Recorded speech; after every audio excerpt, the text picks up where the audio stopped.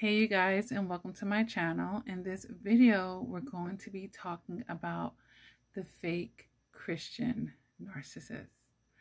Now I'm doing a series where I'm talking about different kinds of narcissists because, as I've said a lot on this channel, there really is a spectrum, and this narcissist can fall anywhere within.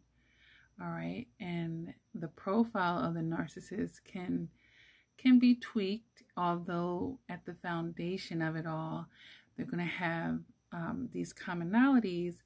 There could be some other observations that you might find may apply to narcissists on this particular point of the spectrum, that particular point of the spectrum, and so forth and so on. So today I'm going to have a conversation with you guys. It's unscripted, so I'm just sitting here in my thoughts and what I've recollected on, this fake Christian narcissist. So the first thing that I'm going to say is,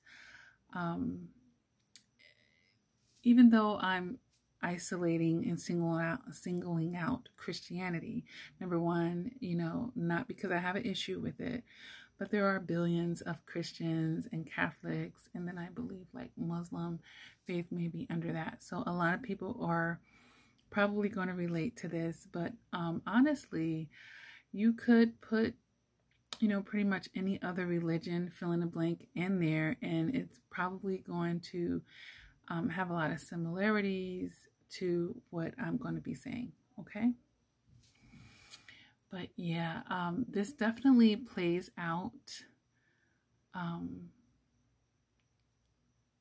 in a lot of manipulative ways, of course.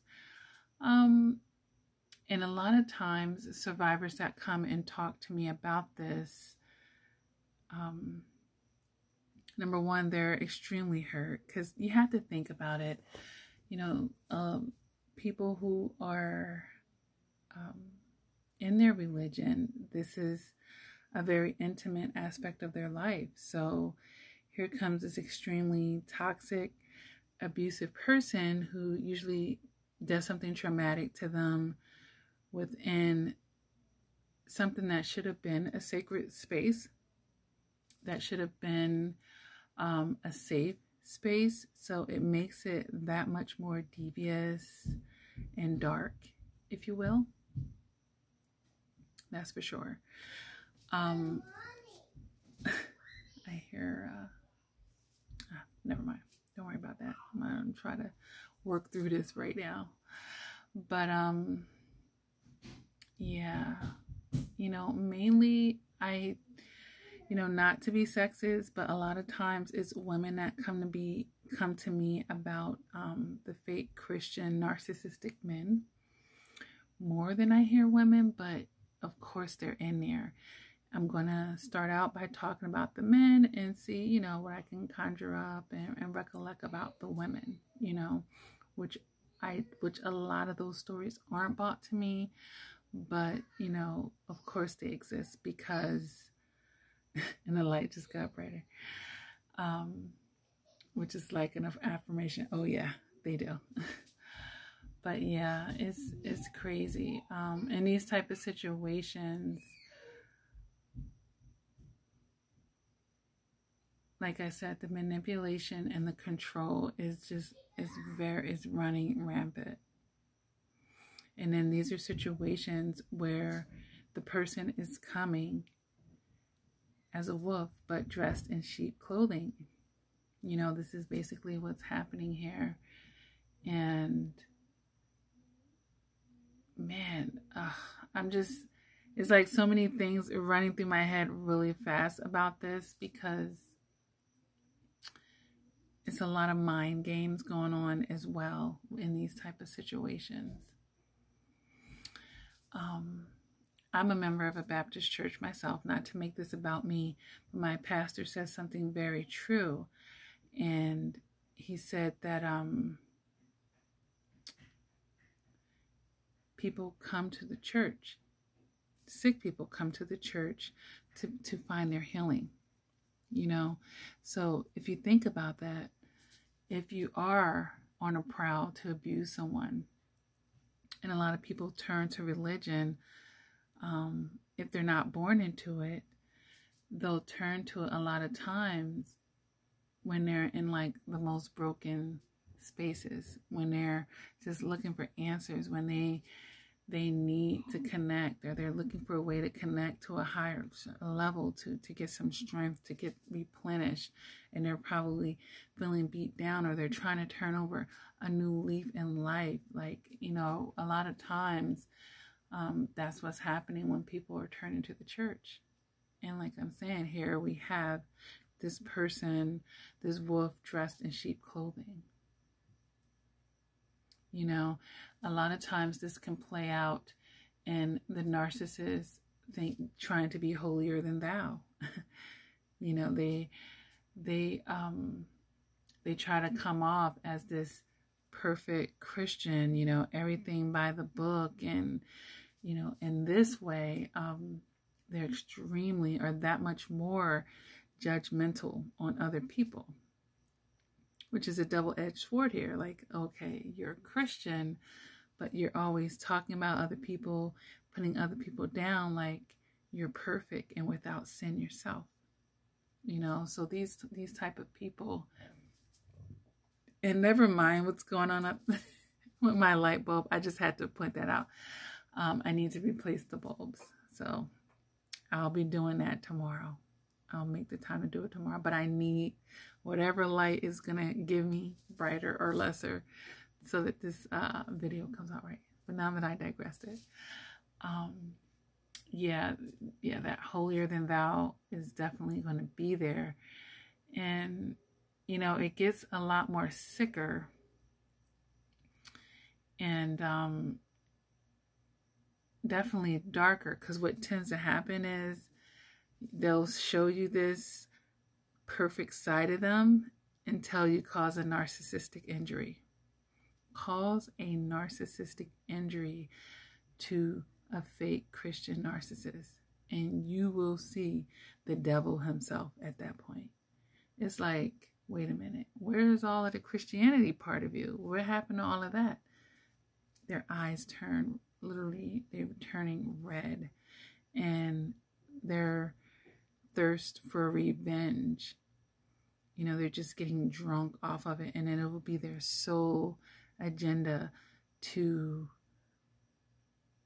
attack you, to get you isolated, you know, to turn the church against you, to spread rumors against you, to hurt you in your life, to tarnish your name, or whatever the case may be.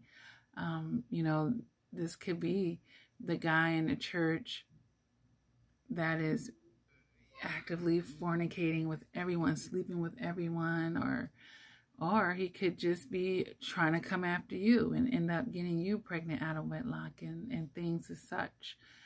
You know, these can be pedophiles hidden in the church, and maybe you get with him. And yes, I have heard these situations, women getting with these men in the church, and they're trying to, or they find out they're touching their child or children.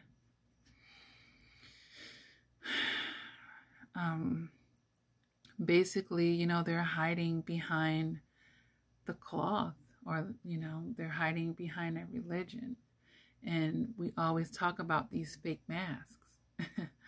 And that's exactly what they're wearing when they're pretending to be a Christian or whatever the religion is.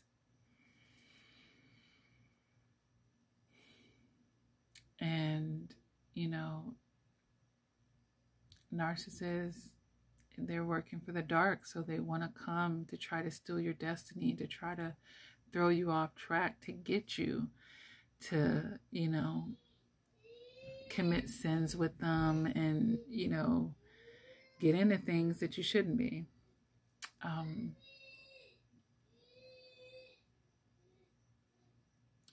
We can't ignore the pastors. You know, you've got to know that there are narcissistic pastors. And I'm wondering if I'm going to be able to finish this right now. I've been put my daughters to bed, and some nights they're just testy with it. But you know, you want them to learn how to self-soothe if it doesn't sound like they're in any, if you know they're not in any dangers.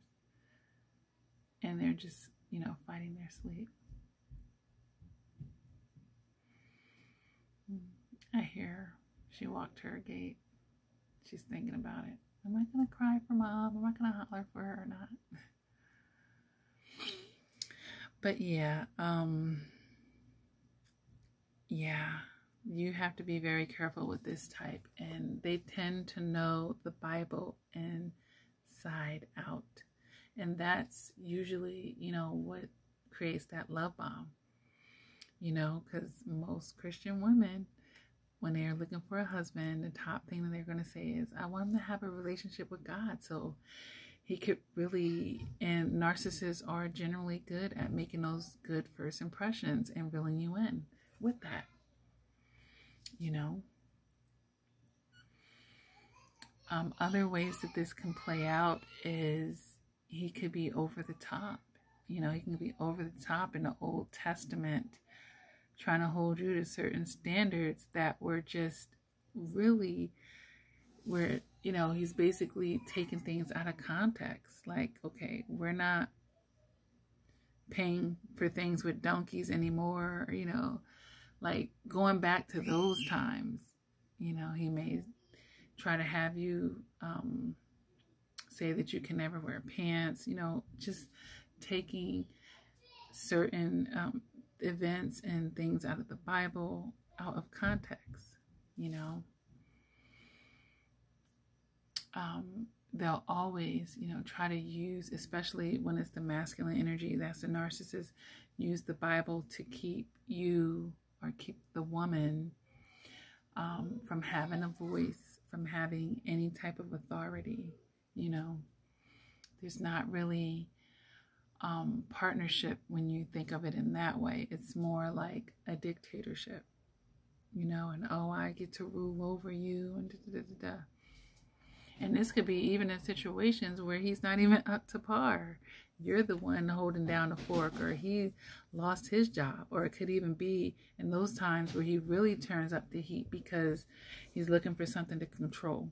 And ultimately, you know, I feel like that's the appeal to the narcissist of turning to religion and hiding behind it. It's a mask, of course, and it's usually a pretty good mask, you know.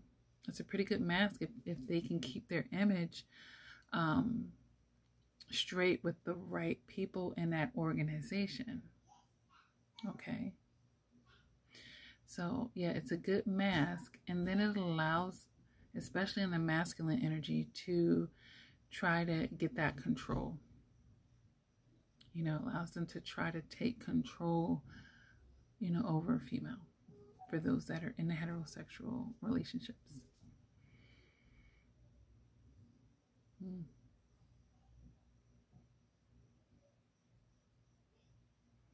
And then, you know, a lot of times, like I said, they will try to get you to compromise your integrities or, you know, actually go against the actual religion. You know, after they sold you on them being this, and they're actually getting you to backslide and do the things that are against your religion. And it just creates a lot of confusion within the survivor and extra layers of healing that need to occur. You know, the one thing that I want to say that I see so often, you guys, is when survivors have these situations, a lot of times it pushes them away from religion altogether.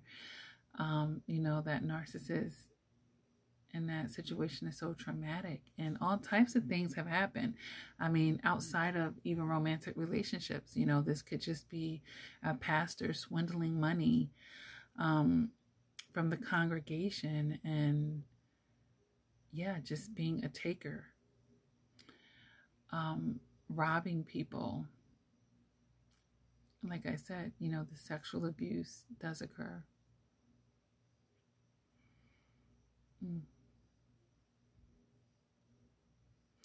And then, you know, some narcissists, and this isn't Christianity, but yeah, they can go start their own church, or they can even try to start their own religion. You know, these things happen.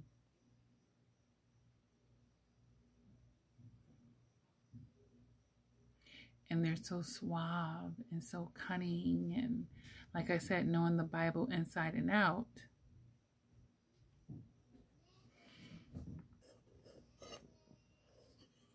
They use that, you guys. They use that. So, you know, I can't cut that light off, you guys. I gotta take whatever light is giving me because it's gonna help this video. Here we go. As a matter of fact, let me log into here.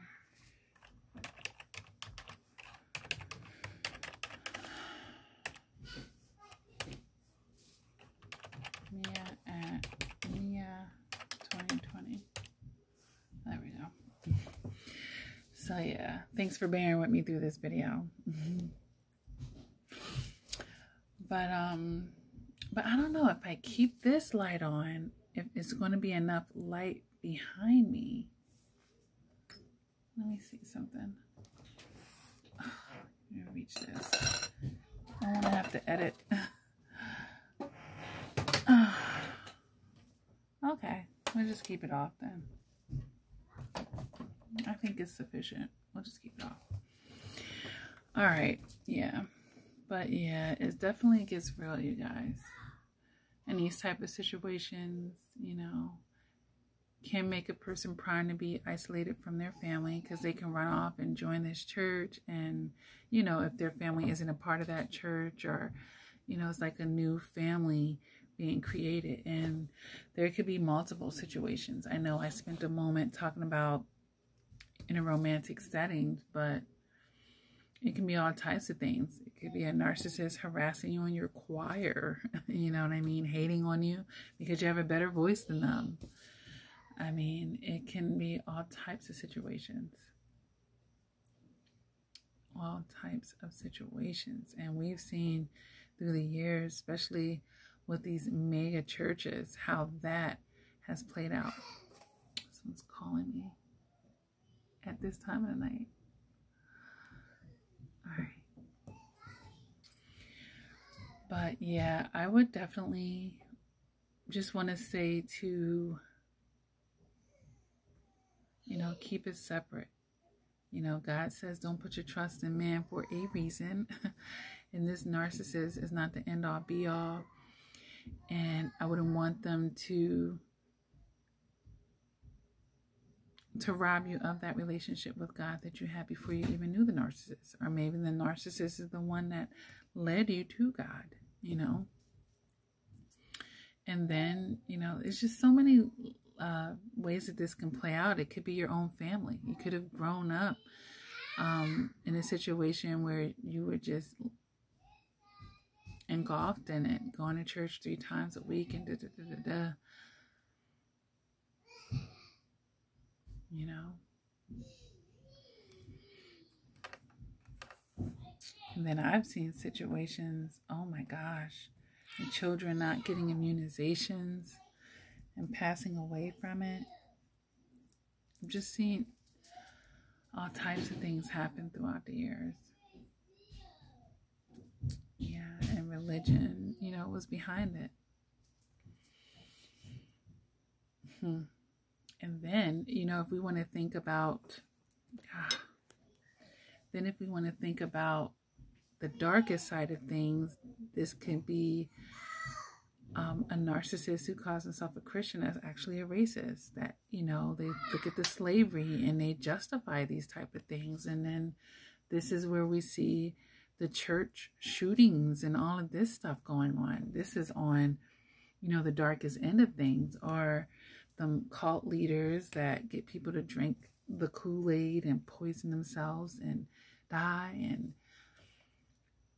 you know, this is these fake, you know, the fake videos of pastors and churches orchestrating people in the audience to act like they're fainting and getting the Holy Ghost. Or, you know, it could be the narcissist in the wheelchair pretending like they could walk again, like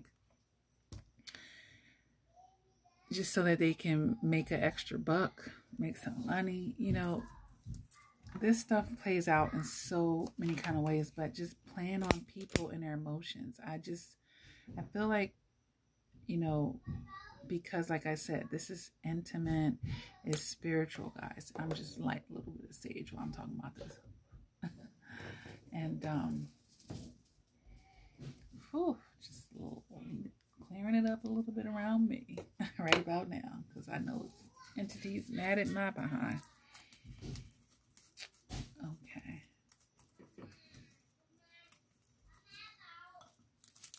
Let's smother it. I just feel like, you know, religion is just one of those prime things that people can manipulative, abusive people, you know, it's a nice umbrella. Oh God. All right, let me cut that out. I kind of knew that was gonna happen.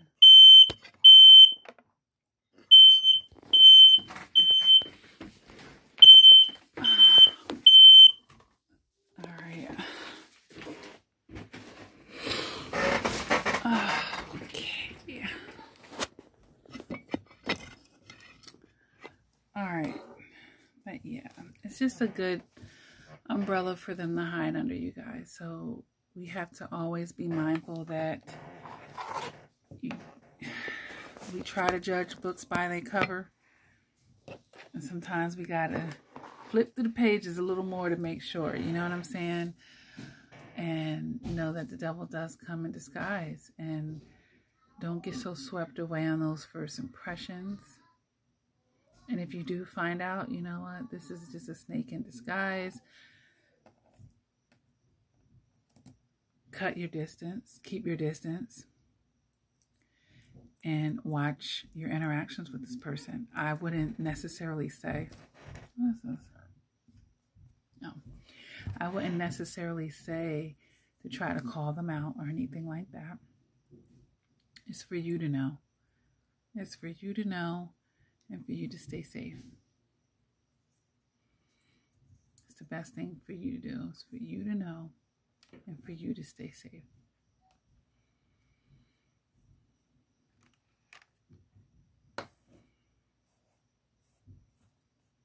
Yeah.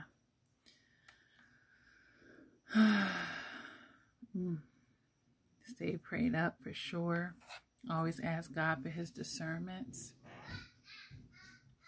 Ask him to reveal, especially if you're thinking about bringing someone a little closer to you than hey or not in that church, you know. Take your time. Take your time. Don't get swept away. So many Christians and, you know, people in their religion, they just, you know, they're looking for a husband. They're at church. Here comes this guy. He know the word. And it's such a turn on, and you just want to throw caution to the wind. Be careful. Be careful. And then sometimes, you know, he could have real messy past. You know, like the ones that have committed a lot of crimes, maybe spent their whole life in jail, and then they find God there. You know, you just gotta make sure. And I'm not saying that people can't change or anything like that. You gotta be careful. You know, that's another way that they get women. And then they pretend to be this Christian guy while they're in locked up. And then when they get out, what they trying to do? Make up for lost time. Trying to hit this one and hit that one and get in between there and there. And then they just, you know, use you to buffer them through their sentence or for a place to come out when you get out. And then the script gets flipped. You know, and then they're super worldly and all these things. So it just plays out in so many ways, you guys. But I wanted to make this video to draw attention to that and to just speak on it a little bit. I see that we're nearing 25 minutes, so I'm gonna go ahead and stop. It's gonna take forever to upload on YouTube, but that's okay. I hope you guys appreciate it. I know we had a couple of technical difficulties, and you might hear the twins in the background because they still playing. I hear them. I'm gonna have to get with them when I get off of here. And we had the fire alarm go off. But, you know, I know you guys rock out with me. It's actually pretty late. It's like past 1 a.m. But I'm kind of up, a little bit restless. And I was like, you know what?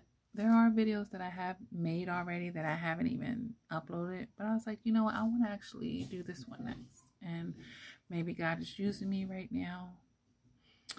And I should get this message out. But, you know, he just put it on me to say something else.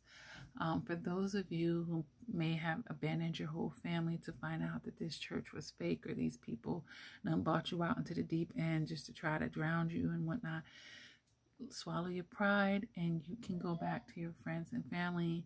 Don't feel foolish about that. Never feel like you're all alone. And if anything, you have a whole virtual family here of survivors that have, you know, chances are you're not the only one who have experienced that. You can connect with people. I do have the support groups, a private and a public, and you can connect with survivors, you guys. All right, so never feel like you're alone. Never let that narcissist, you know, use the Bible against you to manipulate you. And remember that God is love, and remember his definition of love. What verse is that? Let me just look it up real quick.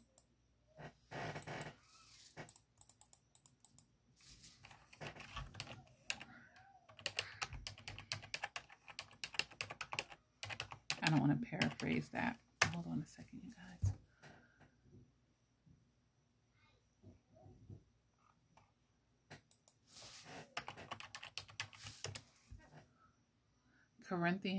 First Corinthians chapter 13, verses 4 through 5.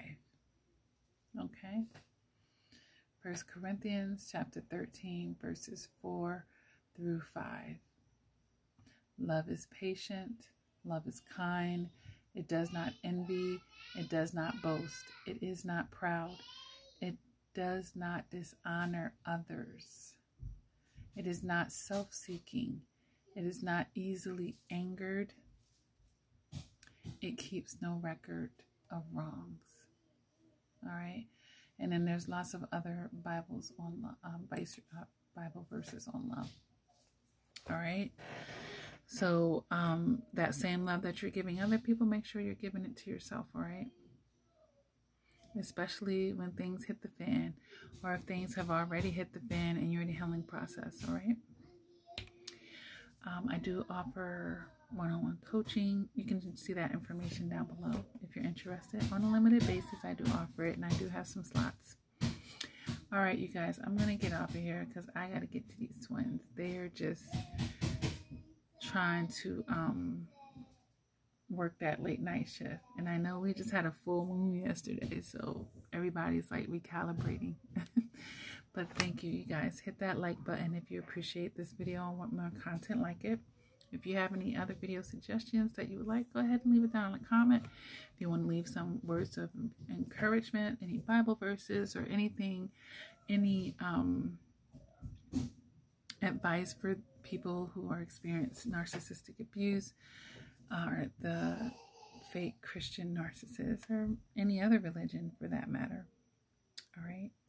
Remember that your relationship with your God is between you and your God, not imperfect people. Hold on, Isaiah. I'm wrapping up a video. All right, you guys. Until next time. And I got a house full. Never give up on yourself. God don't make no mistakes. Continue to do the work. And stay safe and be careful.